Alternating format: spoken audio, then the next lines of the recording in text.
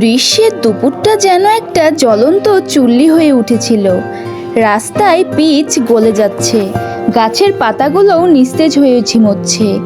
ঘরের ভেতর ফ্যান চালিয়েও এতটুকু স্বস্তি নেই। 7 বছরের ছোট্ট রনির মনটা খুব খারাপ। বাইরে খেলতে যাওয়ার কোনো উপায় নেই। গরমে শরীরটাও যেন কেমন আড়ষ্ট হয়ে গিয়েছে। জানালার ধারে বসে সে উদাস চোখে বাইরের খাখা করা রোদের দিকে তাকিয়েছিল। হঠাৎ করে যেন আকাশটার মন বদলে গেল। পশ্চিম কোণ থেকে কালো মেঘের দল হুড়মুড়িয়ে আসতে লাগলো। দেখতে দেখতে সূর্যটা মেঘের আড়ালে মুখ লোকালো। একটা ঠান্ডা হাওয়ায় সে রনির চুলে বিলি কেটে দিয়ে গেল। মাটির সেই সোদা গন্ধটা নাকে আসতেই রনির মনটা নেচে উঠল। সে দৌড়ে বারান্দায় চলে এলো আর বলল, মা মা দেখো, মেঘ করেছে। তার গলার উত্তেজনা। মায়ের মুখ থেকেও দুশ্চিন্তার ছাপ মুছে গিয়ে একটা স্বস্তির হাসি ফুটে উঠল। কিছুক্ষণের মধ্যেই শুরু হলো সে প্রতীক্ষিত মুহূর্ত।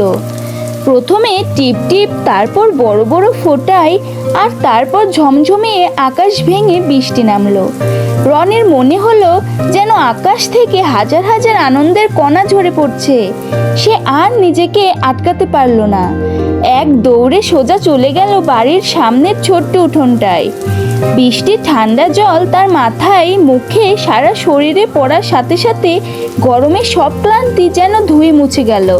সে দুহাত মেলে দিয়ে আকাশের দিকে মুখ তুলে বৃষ্টির ফোঁটাগুলোকে স্বাগত জানালো। উঠোনের কোণায় জল জমতে শুরু করলো। রনি সেই জমে থাকা জলে মনের আনন্দে লাফালাফি শুরু করলো।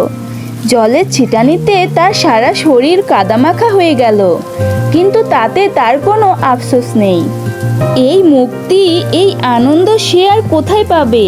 পাশের বাড়ির টিনের চালে বৃষ্টির শব্দটা একটা সুন্দর সঙ্গীত তৈরি করেছিল। রিমঝিম রিমঝিম, ধুয়ে যাওয়া গাছের পাতাগুলো আরো সবুজ, আরো সতেজ হয়ে উঠেছে। রাস্তা দিয়ে 2-1 মানুষ ছাতা মাথায় দৌড়ে যাচ্ছে, কিন্তু রনির মনে হচ্ছিল ছাতা ছাড়া ভেজার মজাই আলাদা। কিছুক্ষণ পর মা বারান্দা থেকে ডাক দিল, রনি এবার ঘরে আয়, ঠান্ডা লেগে যাবে তো। তোর জন্য খিচুড়ি আর বেগুন ভাজা করেছি।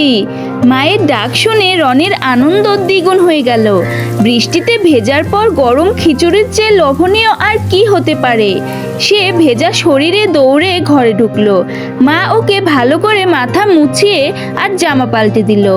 একটু পরে পুরো পরিবার একসাথে খেতে বসলো। বাইরে তখনও বৃষ্টি পড়ছে, তবে তার তেজ কিছুটা কম। জানালার কাচ বেয়ে জলের ধারা নামছে, আর ঘরের ভেতর গরম খিচুড়ির ধোয়া আর ভাজা বেগুনের মৌ গন্ধ। রনি 1 চামচ খিচুড়ি মুখে দিয়ে ভাবলো, আজকের দিনটা যে কি সুন্দর। গরমের পর এই বৃষ্টি শুধু প্রকৃতিকেই শান্তি দেয়নি, তার ছোট্ট মনটাকেও আনন্দে ভরিয়ে দিয়েছে। এই ছোট্ট ছোট্ট মুহূর্তগুলোই তো জীবনকে আরো সুন্দর করে তোলে। রনি জানালার বাইরে তাকিয়ে মুচকি হাসলো আর বলল, ধন্যবাদ বৃষ্টি, তুমি আবার এসো।